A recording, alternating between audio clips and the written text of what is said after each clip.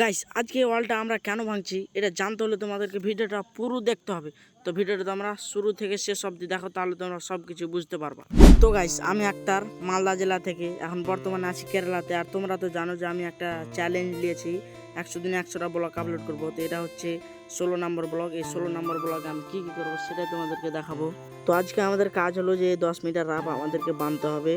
তো ওইদিকে ওরা 4 জন রাব বাঁধছে আর আমরা 2 জন চলে আসলাম এইদিকে কাজ করার জন্য। এই ওয়ালগুলো কেন আমরা ফুটা করছি, কারণ এই ওয়ালগুলোতে আমরা এই জায়গাগুলোতে বিফল পাইপ দিয়েছিলাম, তাই এখানে ফুটো করে বের করানো হচ্ছে পাইপগুলোকে।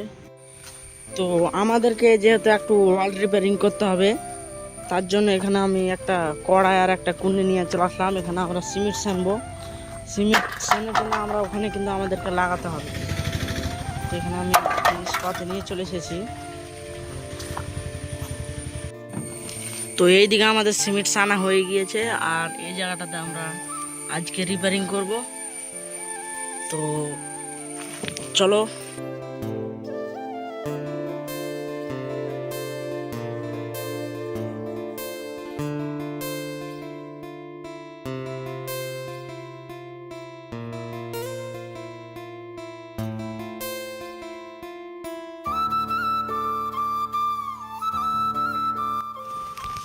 তো এইদিকে তোমরা দেখতে পাচ্ছ এখানে আমাদের রিপেয়ারিং মারা হয়ে গেছে, আর এক জায়গা আছে ওইদিকে মারবো, তারপরে আমাদের হয়ে যাবে রিপেয়ারিং মারা।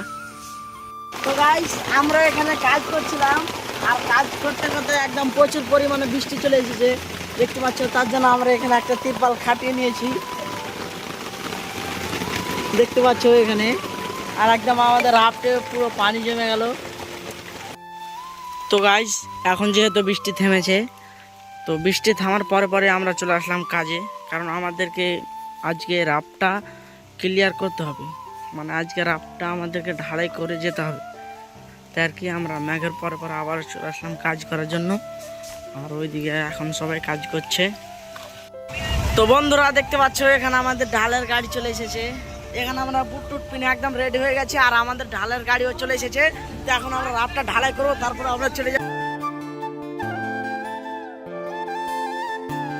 তো গাইস আজকে আমাদের রাফ ঢালা কমপ্লিট হয়ে গেছে, তাই আমরা এখানে সামানপাতি রেখে দিলাম। তো আমাদের রাফ ঢালা কমপ্লিট হয়ে গেছে, তো এখন আমরা চলে যাচ্ছি রুমে। আজকে আমাদের কাজ শেষ হয়ে গেছে।